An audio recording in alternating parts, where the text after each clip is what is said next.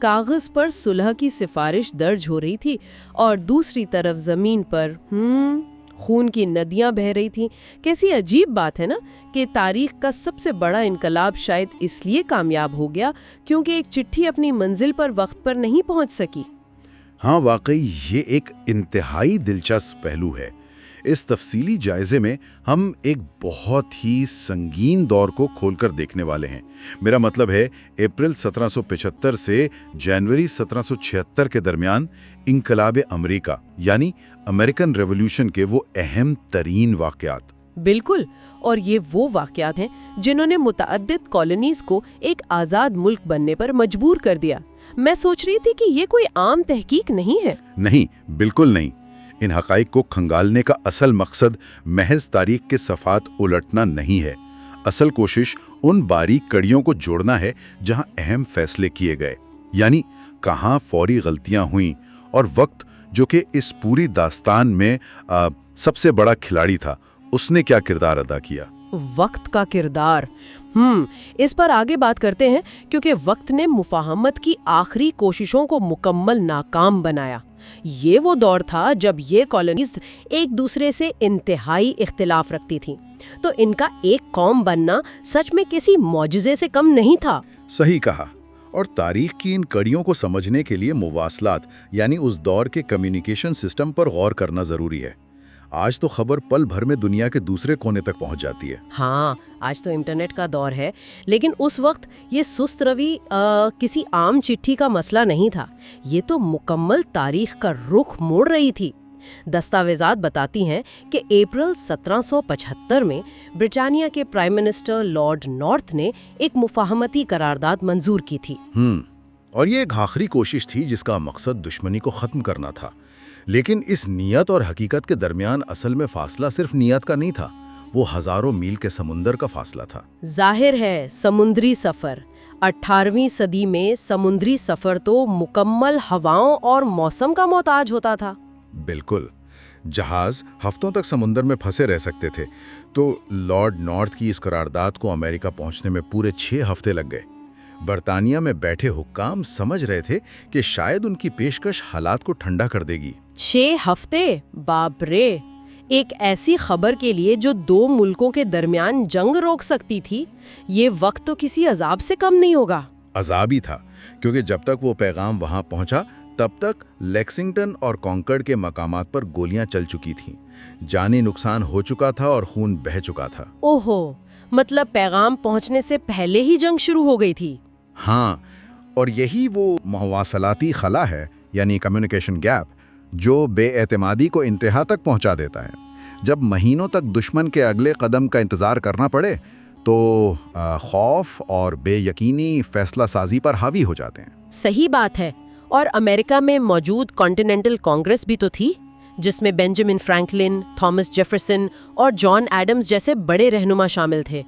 वो तो शायद पहले ही इस नतीजे पर पहुंच चुके थे कि बर्तानिया उनकी बातें नहीं सुन रहा। बिल्कुल, उन्होंने इस मुफाहमती कोशिश का जवाब उन शिकायतों की एक लंबी फहरिस्त से दिया जिनका कोई अजाला नहीं किया गया था, यानी वो पहले से ही गुस्से में थे। अच्छा, इन शिकायतों में अक्सर कोर्सिव एक्ट्स और क्वेबेक एक्ट का जिक्र मिलता है। सुनने वालों के लिए ये समझना जरूरी होगा कि आखिर इन कवानीन में ऐसी क्या बात थी जिसने आम लोगों को इस कदर मुश्तिल कर दिया था। देखें, कोर्सिव एक्ट्स दरअसल उन इंतहाई सख्त कवानीन का मजमुआ थे जो बॉस्टन टी पार्टी की सज़ा के तौर पर लगाए गए थे। इन कवानीन के तहत बॉस्टन की बंदरगाह को मुकम्मल तौर पर बंद कर दिया गया था। मुकम्मल बंद यानी कोई कारोबार नहीं? कोई कारोबार नहीं, जब तक कि तबाह की गई चाय की कीमत अदा ना की जाए। इसके अलावा वहाँ मुकम्मल फौजी निज़ाम नाफिज कर दिया गया था। अवाम का सांस लेना दुश्वार था। और वो जो क्वेबेक एक्ट था, उसका क्या मसला था?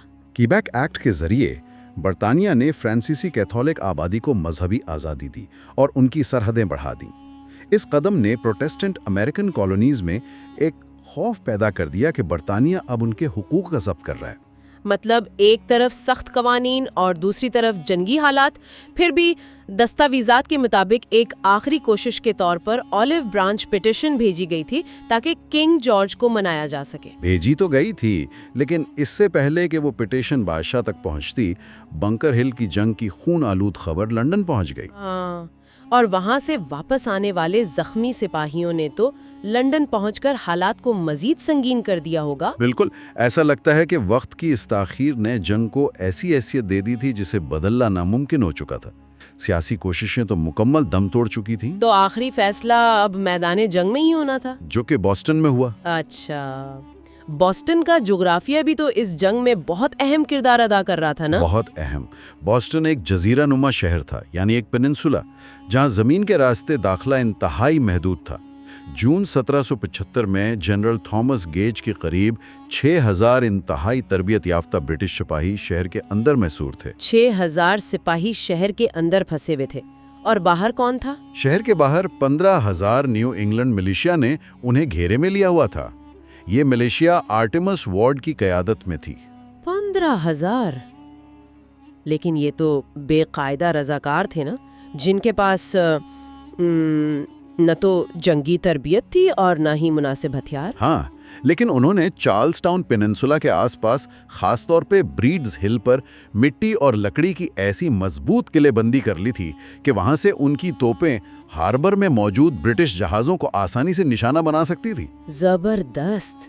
مطلب دنیا کی سب سے بہترین اور منظم فوج مٹی اور لکڑی کی دیواروں کے پیچھے چھپے بے قاعدہ کسانوں اور رضاکاروں کے گھیرے میں تھی.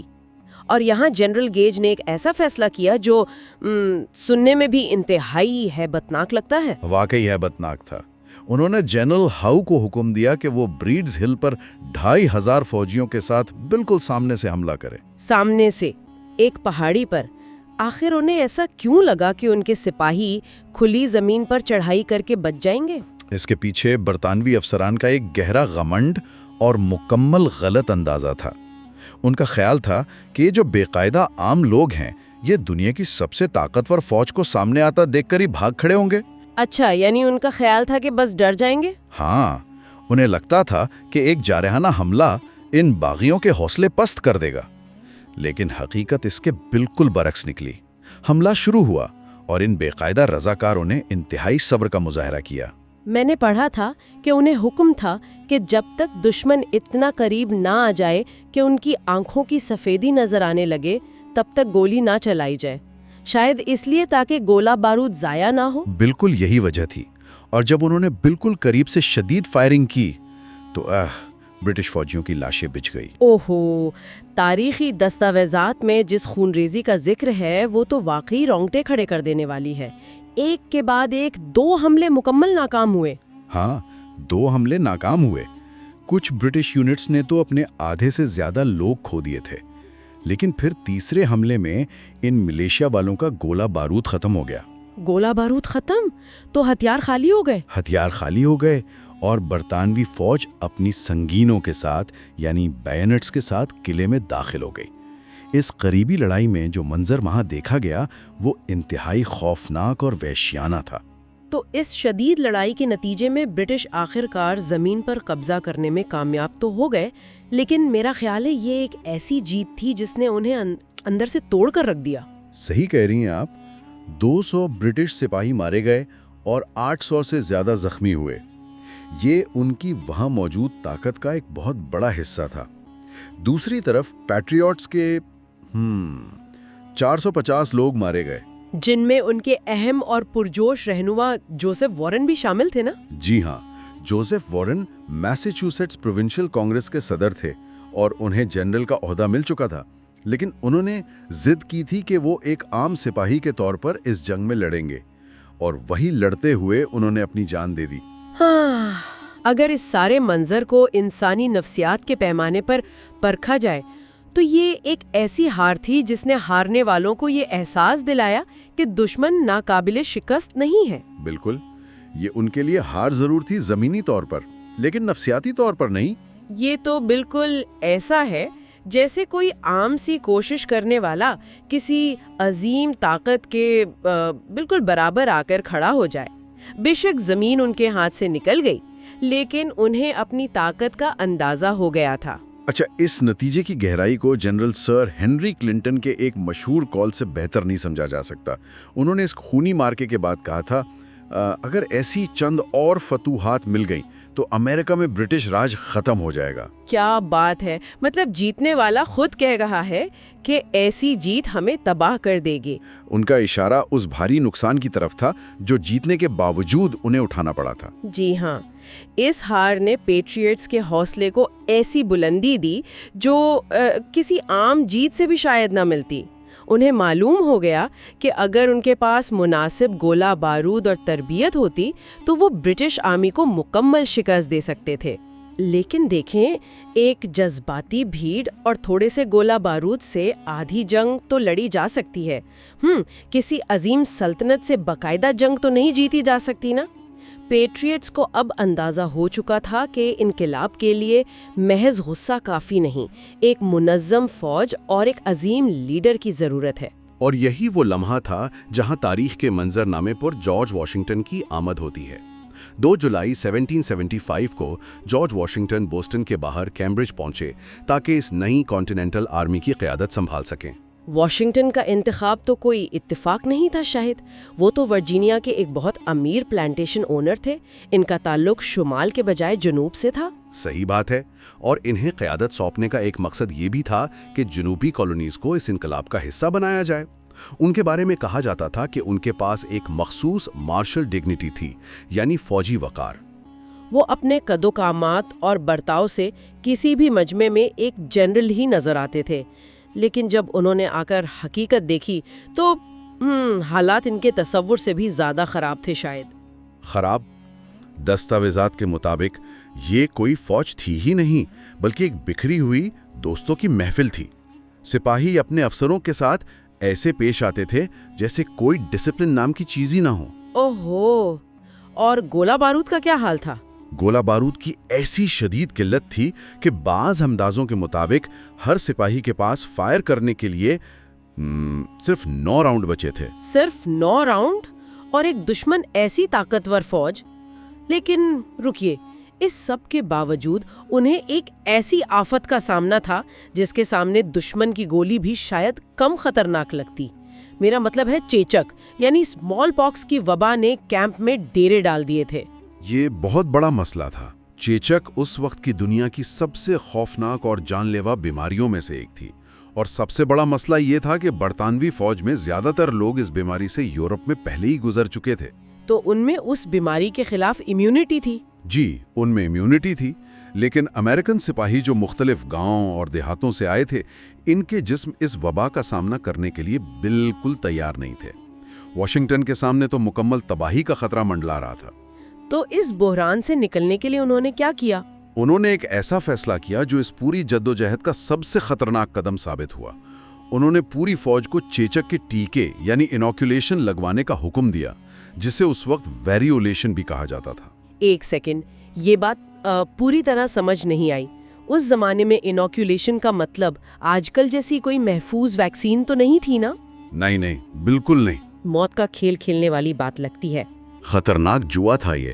اگر وائرس کیمپ میں بے قابو ہو جاتا تو سپاہیوں کی موت بغیر کسی جنگ کی ہی ہو جاتی، لیکن یہ جوا اس حالات کی مجبوری اور ان کی طبی تہذیب کا نتیجہ تھا۔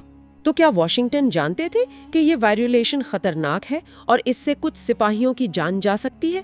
بالکل جانتے تھے، اور انہیں ہفتوں تک کوارنٹین میں بھی رکھنا پڑے گا یہ بھی پتا تھا، لیکن ان کا جنگی تجزیہ یہ تھا کہ اگر بیماری قدرتی طور پر پھیلی تو پوری فوج کا نام و نشان مٹ جائے گا۔ صحیح ہے، اور انہوں نے اس خطرے کو انتہائی خفیہ طریقے سے انجام دیا ہوگا تاکہ برطانوی فوج کو اس حالت کا پتہ نہ چل سکے۔ ہاں، اور اس ایک طبی فیصلے نے ان کی فوج کو اس بیماری سے بچا لیا جو شاید برطانوی گولیوں سے زیادہ بڑی تعداد میں لوگ مار دیتی۔ دوسری طرف برطانوی فوج کا حال برا تھا۔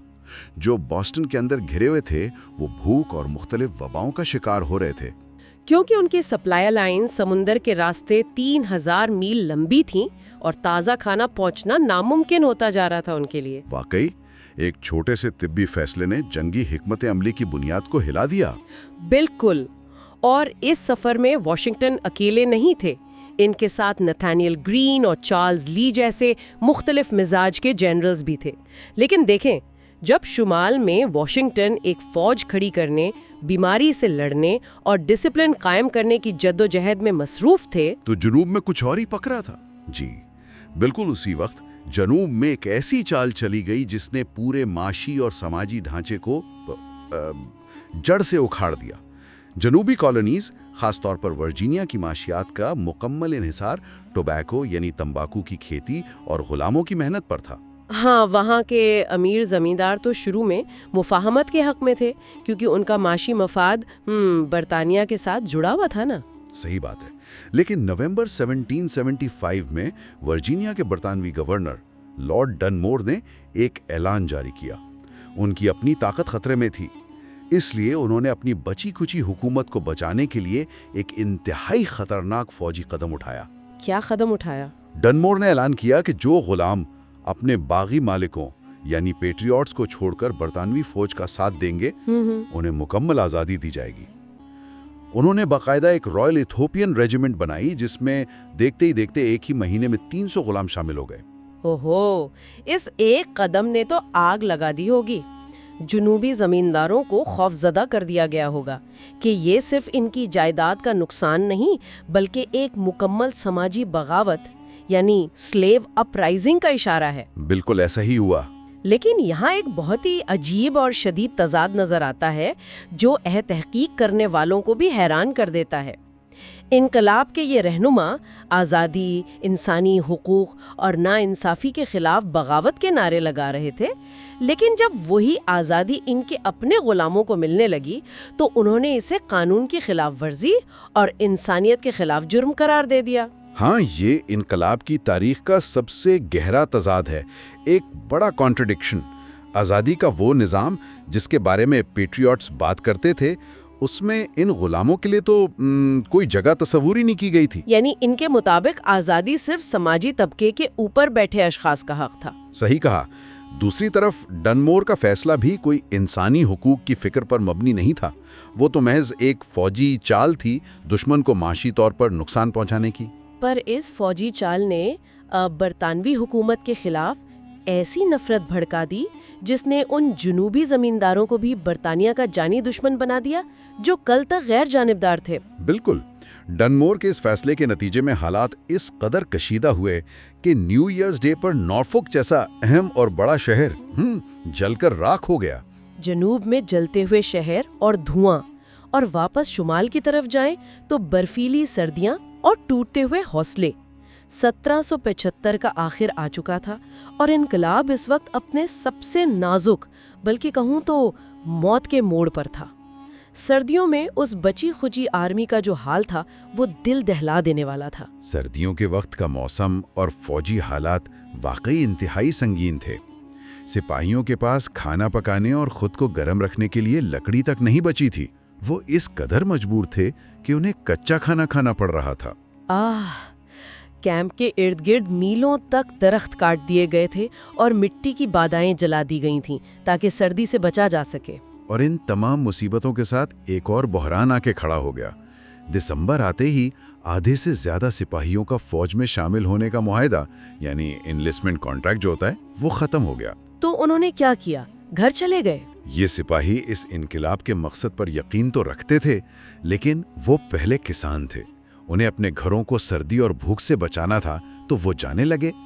ادے اسے کسی ڈوبتے ہوئے جہاز کی مثال سے سمجھایا جائے تو یہ ویسا منظر تھا جہاں جہاز طوفان میں گھرا ہو اور اچانک آدھے ملا یہ کہہ دیں کہ ہماری ڈیوٹی کا وقت ختم ہو گیا ہے اور وہ لائف بوٹس لے کر گھر چلتے بنے اور کپتان اکیلے طوفان کا سامنا کر رہا ہو. بالکل ایسی حالت تھی واشنگٹن کی. واشنگٹن افسروں کے ساتھ مل کر منتیں کرتے رہے، ترانے سنائے گئے، لیکن سپاہی اپنا سامان اور ہتھیار اٹھا کر واپس گھر چلتے بنے. دستاویزات بتاتی ہیں کہ واشنگٹن کے پاس 15,000 سے گھٹ کر صرف تقریباً 9,000 لوگ بچ گئے تھے. سب کچھ بکھر رہا تھا. ان انتہائی مایوس کن حالات میں جب انقلاب کی موت واقع ہونے ہی والی تھی، سمندر پار سے ایک ایسی خبر آئی جس نے مردہ جسموں میں واپس جان ڈال دی. ہاں، اور وہ خبر کنگ جارج کی اس تقریر کی تھی جو انہوں نے پارلیمنٹ میں کی تھی. بادشاہ نے عوام کے معاشی حالات یا ان کے غصے کو سمجھنے کے بجائے امریکن کالونیز کی ان تمام کوششوں کو ایک مجرمہ سازش یعنی کرمنل کانسپریسی قرار دے دیا۔ اوہو، انہوں نے واضح کر دیا کہ انقلابیوں کو پھانسی کی سزا دی جائے گی، اور وعدہ کیا کہ وہ پوری فوجی طاقت استعمال کر کے اس بغاوت کو ہمیشہ کے لیے کچل دیں گے۔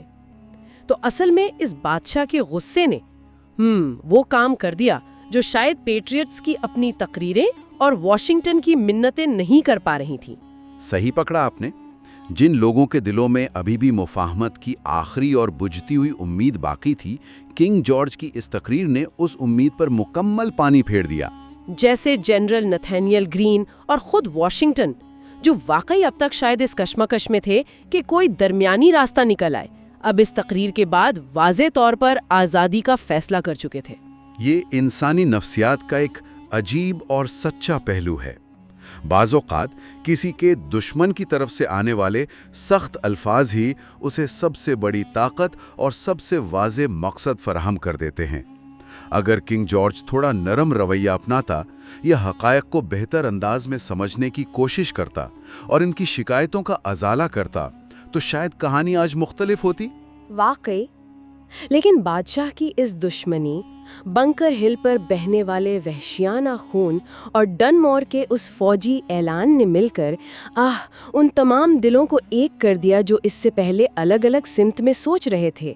ان تمام بکھرے ہوئے واقعات نے مل کر ان بکھری ہوئی کالونیز کو مکمل آزادی کا آخری اور اٹل فیصلہ کرنے پر مجبور کر دیا۔ جب اس پورے سفر کا ایک ساتھ جائزہ لیا جاتا ہے تو ہر واقعہ دوسرے کے ساتھ کسی تگی ہوئی زنجیر کی طرح جڑا ہوا محسوس ہوتا ہے۔